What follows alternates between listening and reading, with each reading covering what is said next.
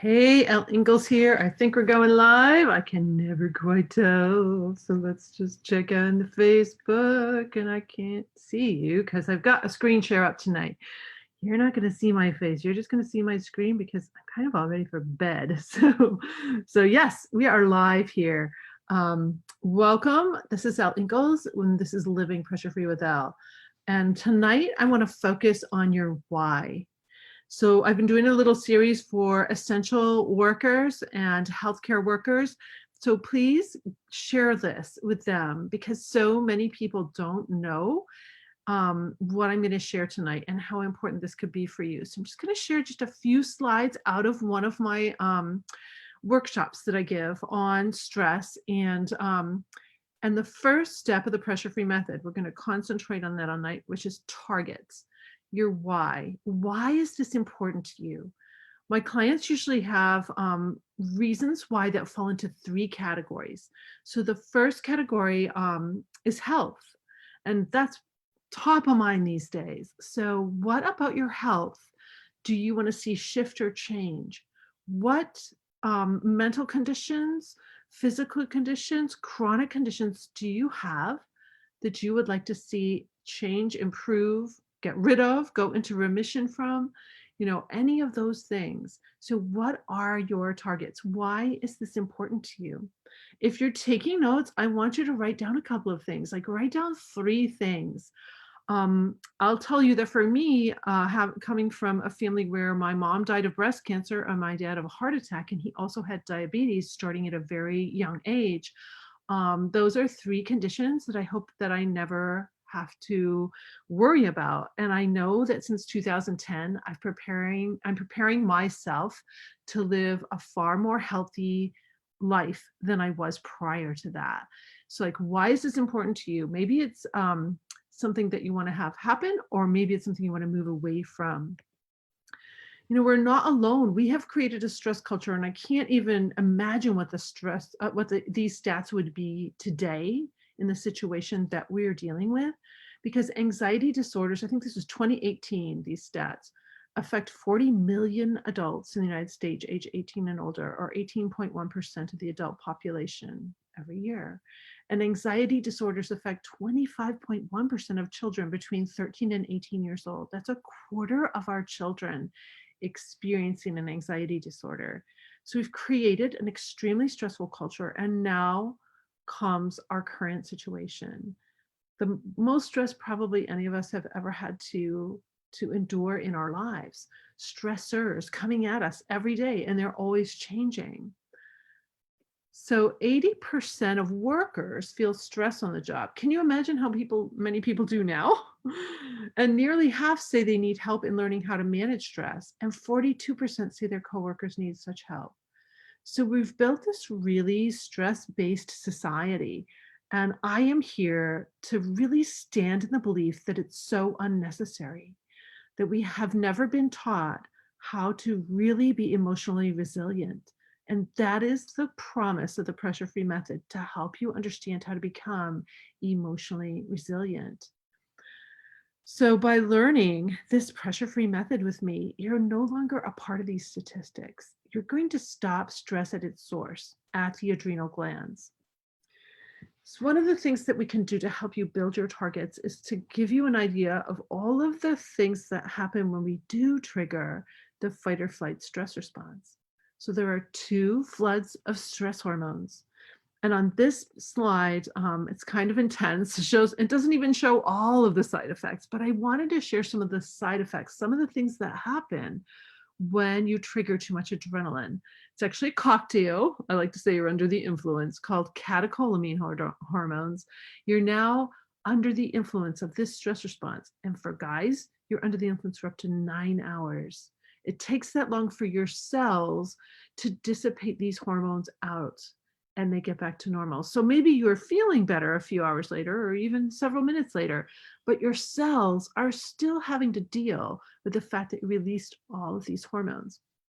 So on the left side, you'll see what happens in the adrenaline state. You're going to feel your heart rate go up, and you're going to release this flood of adrenaline from your adrenal glands. It's going to do some of these things. And some of these things you may feel, some of them are like, well, I don't feel that. But maybe you know someone who does. Some people experience serious impaired judgment. Like they just have really hard time testing, remembering things, making good decisions, having that willpower to say no to alcohol, no to chocolate, no to whatever it is you're trying to give up these days. Memory lapse. So when we go into fight or flight, here's an example. You meet someone for the first time, and a few seconds later, you can't remember their name. You've been introduced, they said their name, but you instantly have forgotten it. It's really not, what this really is a stress issue. You have a little bit of anxiety going to whatever event you're at, and you are unable to use that hippocampus, that thinking and remembering part of your brain, in the back of your brain. So you're really, that's why you have that memory lapse. A lot of people say, well, I've gone into menopause, or I had this, or I had that. But really the main reason is fight or flight. Some people have dry eyes or a dry mouth. You may turn red, or you might look like you're going to feel like you're going to faint. That's this blood flow wicking all this fat and glucose from your head and your extremities to bring it to the center of the body so you can super fight or run away. But you're not going anywhere. That's why the fat starts building on your midsection and in your arteries. That's why stress is called the silent killer. Some people really experience changes in hearing and vision. They're not hearing very well. So any sort of directives, if you're in healthcare right now and you're getting a directive and you start messing up, you probably you didn't really hear it well if you're in fight or flight. You might get uncoordinated. You might tremble. Maybe you're perspiring a lot. Your hands are sweaty. Your feet are sweaty. If you have stinky feet, please private message me. That's a stress issue. That's a stress issue. Your feet perspire when you're scared. In fact, I just learned this from a client that when dogs go, or pets go to the vet, dogs in particular, you'll see them leave little wet spots, paw prints on the floor at the vet office. They're afraid. Whenever a dog is afraid, it starts to sweat through its paws and it leaves little paw prints. It's really interesting.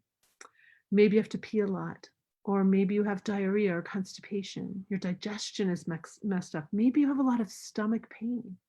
Also, your reproduction and your libido drops. It's huge. So these are just a few of those effects. Now look at the right-hand side, because a lot of people know about adrenaline and you can kind of feel it coursing through your veins. And I admit that I wasn't an adrenaline junkie until 2010. So I'm a recovering adrenaline junkie. I have to watch it every day. The second flood of hormones goes out to fix the cells that we screwed up in the adrenaline phase. So cortisol has a really great purpose. However, it can create all of these side effects when it goes out. You can actually feel anxious for no reason.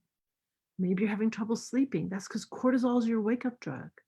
It causes brain neuron damage. Your blood pressure goes up, fat in the arteries, fat in the abdomen. You have a blood sugar imbalance because of that glucose. In fact, in both of these floods, you shot a whole bunch of glucose into your bloodstream, which is why we have so much diabetes today. I know that if I could have shared this with my father when he was about 35, 40 years old, that his type 2 diabetes would have come on much, much later than it did. Because it was stress that was causing so many floods of hormones. Because he thought, and I thought, you have your stressful day, you work really hard, and then you come home and take care of yourself. That's not how stress works. You can color all day long, but if you've created this release of hormones in your body, this is what's really happening to you. You're damaging your brain cells and your body cells in every body process. No matter how much you color, no matter how much you exercise, those are all nice things to do. I actually call those recovery tools. So you're nice to yourself and gentle to yourself. But to prevent stress, you've got to stop the release of these hormones. That's the whole key. Thyroid slows down. That's a real issue. Actually gets very confused. That's how I like to put it. Your immune system drops up to 40%, and one little protein drops up to 90%. You have slowed healing. I've helped people heal so fast from injury and from surgeries just by teaching them this simple method. and then muscle and bone loss. And then there's so many others, but these are the main ones. So I thank my husband for this fun little graphic that I wanted to share with you tonight, just to show, what's really going on. So if you have pain in your chest, tightness in your chest, I was talking to someone today, is just feeling a lot of tightness in their chest or pains in your stomach or headaches. Those tend to be like the 3 areas of the body people really notice when they're under a lot of stress, a lot of stuff going on in the brain, or tightness in the chest, heart palpitations, or the stomach is just so in pain and feeling messed up. So I wanted to share this graphic tonight to help you build your why. And there's that bonus secret, up to 9 hours for men, up to 24 hours for women. That's a long time. So triggers are next. I'm just going to touch on this for tonight. So what makes you feel angry, anxious, annoyed, or ashamed? Those are your triggers. What I do with my clients is we really get clear about what's causing us to release these hormones. It takes time because you've got a lot of habits of reaction that have been going on for a while. So those are just a bunch of things about triggers. And then I just want to share tools. Step 3 of the tools, the how-to, the 10-second solution. So when you feel a trigger or feel any tension, you've got a 10-second window to use a simple pressure-free tool. Maybe you're just going to relax your arms. Maybe you're going to put your arms in the air like I am here in victory. Do a little Ferris wheel pushing like I've taught you before. So in my course, I have over 40 tools because you're unique and I need to help find the tools that work for you. So that's all the time I have tonight. I just wanted to share this briefly with you. I hope it's helpful and I hope that you are able to really start to get a handle on your stress and really start to become more emotionally resilient as we all go through this storm together. I wish you a beautiful pressure-free day. Bye.